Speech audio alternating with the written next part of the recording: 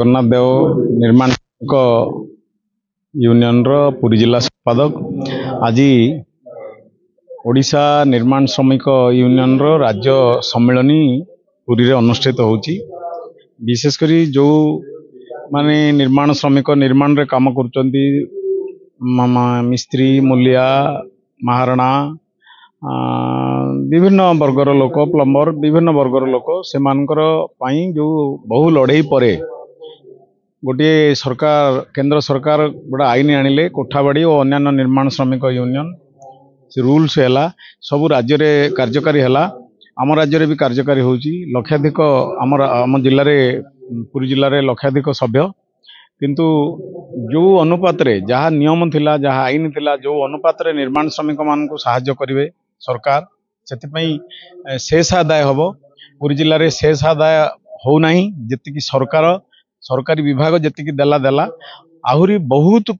कोठा बाड़ी तैयारी होची रास्ता घाट तैयारी होची मंदिर चारिपट रे काम होची किंतु शेष आदाय होनी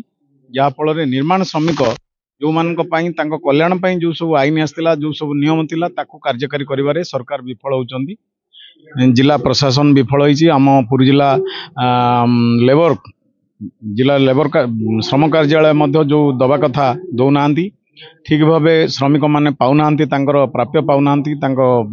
सुविधा पाउना अनेक एठी पात्र अंतर करा जाउची दुर्नीति होउची एटा गोटे बड़ समस्या है पुरी जिले में छिड़ा है। आज ओडिशार निर्माण श्रमिक मान एठी एकाठी होइचंदी आज आलोचना होउची से विषय किभଳି भाबे सरकार याकू आमे दाबी करूचु याकू सरल करंतु संहत करंतु दुर्नीति की बंद करंतु नहले आगामी दिन में आंदोलन जोरदार हबो। देखो ओडिशा निर्माण श्रमिक संघ सीआईटी आज सप्तम राज्य सम्मेलन सम्मेलन रे ओडिशार विभिन्न कोण अनुकोण प्राय 200 प्रतिनिधि जोग देइछन्ति। मुख्य इश्यू रही जे निर्माण क्षेत्र में जो श्रमजीवी लोक काम कर सामाजिक निरापत्ता नाही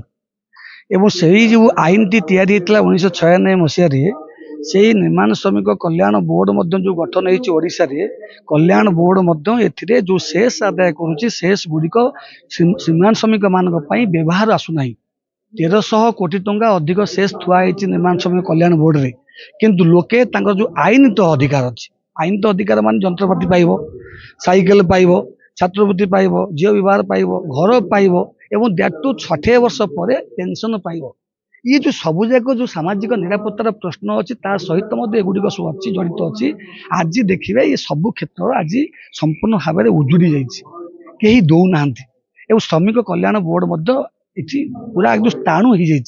सबुठ बड़ कथा हूँ पुरी जो लेबर ऑफिस अच्छी ये लेबर ऑफिस आहरी स्थाणु हो जाए जिते गुड़िए निर्माण श्रमिक लक्षाधिक निर्माण श्रमिक पंजीकरण होते सुधा से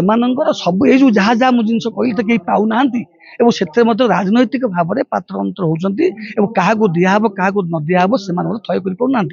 गोटे लोक कहीं पेंशन पाइले ना 60 वर्ष पर कि देखिए 1.5 लक्ष 20,000 रु प्राय 20-25,000 लोक एवं रिटायर्ड हो 60 वर्ष तक हो पाखे आ किसी कार्ड ना तो से पाइबे से सामाजिक निरापत्ता पाइबे ये कहीं कल्याण बोर्ड श्रम विभाग चुप बस ओडिशा सरकार 1.5 वर्ष है सरकार आसला ए श्रम विभाग को एक्टिव करूनी कल्याण बोर्ड को एक्टिव करूनी कि चलती व्यवस्था तो ये व्यवस्था विरुद्ध अंत पक्षे आज ये गोटे प्रस्ताव पास हम आसंता दिन में निर्माण श्रमिक मान नहीं गोटे बर्जन ओडिशा आंदोलन हम कल्याण बोर्ड को क्रमक्षम कर कार्यदक्षता आसो ऑफिस गुड़िक अच्छी श्रम ऑफिस गुड़िक विभिन्न जिले में से जिले में श्रम ऑफिस गुड़िक केमती क्रियाशीलता हम से समस्त निर्माण श्रमिक मैंने बेनिफिट पाइबे सामाजिक निरापत्ता पाइबे ये विषय आलोचना हम और आसंता दिन निर्माण श्रमिक मान ऐक्यबद्ध आंदोलन करने आम आह्वान कर नायक पुरी म्युनिसिपालिटी समिति संपादक आज सप्तम निर्माण श्रमिक राज्य सम्मेलन में बर्तमान बहु जिलूर बर्तमान 200 प्रतिनिधि आसी पूर्व भली निर्माण श्रमिक जो भली भाव में पैकेज थिला मृत्युवरण हो झील विवाह हो कि जंत्रपाति हो से सब जिनसर बर्तमान एपर्यंत मिलूना जिला श्रम अधिकारी बर्तमान पुरी रे जो सब काम होउची कोठाबाड़ी काम होउची से चेस आदाय करा जाउने जोथिपाई कि सेमानकु सुविधा सुजोग मिलू नहीं। आज आमर सप्तम निर्माण श्रमिक राज्य सम्मेलन रे आमर निष्पत्ति जो ନିର୍ମାଣ ଶ୍ରମିକ ଯେତେବେଳେ ତାର ଦାବି କରିବା ପାଇଁ ଯାଉଛି ସେଠି ଅନ୍ତରପାନ୍ତର କରାଯାଉଛି। ପ୍ରଶାସନ ବର୍ତ୍ତମାନ ସେଠି ଅନ୍ତରପାନ୍ତର କରୁଛନ୍ତି। ରାଜନେତାମାନଙ୍କର କଳକମଳରେ ବର୍ତ୍ତମାନ ଯେଉଁମାନେ ଯାଉଛନ୍ତି ସେମାନଙ୍କୁ ପ୍ୟାକେଜ ମିଳୁଛି। ବାକି ଯେଉଁମାନେ ରହିଗଲେ ନିର୍ମାଣ ଶ୍ରମିକ ସେମାନଙ୍କୁ ଏପର୍ଯ୍ୟନ୍ତ ପ୍ରାପ୍ୟ ମିଳିନାହିଁ। ଆମର ଆଜି ରାଜ୍ୟ ସମ୍ମିଳନୀରେ ନିଷ୍ପତ୍ତି କରାଯିବ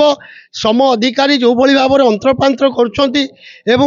ଶ୍ରମିକମାନଙ୍କ ପ୍ରତି ଯେଉଁମାନେ ଅନ୍ୟାୟ କରୁଛନ୍ତି ସେ ଅନ୍ୟାୟ ବିରୁଦ୍ଧରେ ଆଜିର ଏହି ରାଜ୍ୟ ସମ୍ମିଳନୀରେ ନିଷ୍ପତ୍ତି କରାଯିବ। ଆଗାମୀ ଦିନମାନଙ୍କରେ ନିର୍ମାଣ ଶ୍ରମିକର ଦାବି ପାଇଁ ଆନ୍ଦୋଳନ କରାଯିବ। ଯେପର୍ଯ୍ୟନ୍ତ ନିର୍ମାଣ ଶ୍ରମିକ ତାର ପ୍ରାପ୍ୟ ପାଇନାହିଁ, ତା ଅଧିକାର ପାଇନାହିଁ, ସେ ଆନ୍ଦୋଳନ ଚାଲିବ ଯେପର୍ଯ୍ୟନ୍ତ ତାଙ୍କର ଭବିଷ୍ୟତକୁ ଅନ୍ଧକାର ନେଇଯାଉଛି। ସେ ଭବିଷ୍ୟତକୁ ଉଜ୍ଜଳ କରିବା ପାଇଁ CITUର ଆଜି ଯେଉଁ ନିର୍ମାଣ ଶ୍ରମିକ ଯେଉଁ ରାଜ୍ୟ ସମ୍ମିଳନୀ ଏ ରାଜ୍ୟ ସମ୍ମିଳନୀରେ ନିଷ୍ପତ୍ତି ନିଆଯିବ। ଆଗାମୀ ଦିନମାନଙ୍କରେ କେଉଁଭଳି ପନ୍ଥା ନେଲେ ନିର୍ମାଣ ଶ୍ରମିକ ଉପକୃତ ହେବେ ତାର ଆଜି ନିଷ୍ପତ୍ତି କରାଯିବ।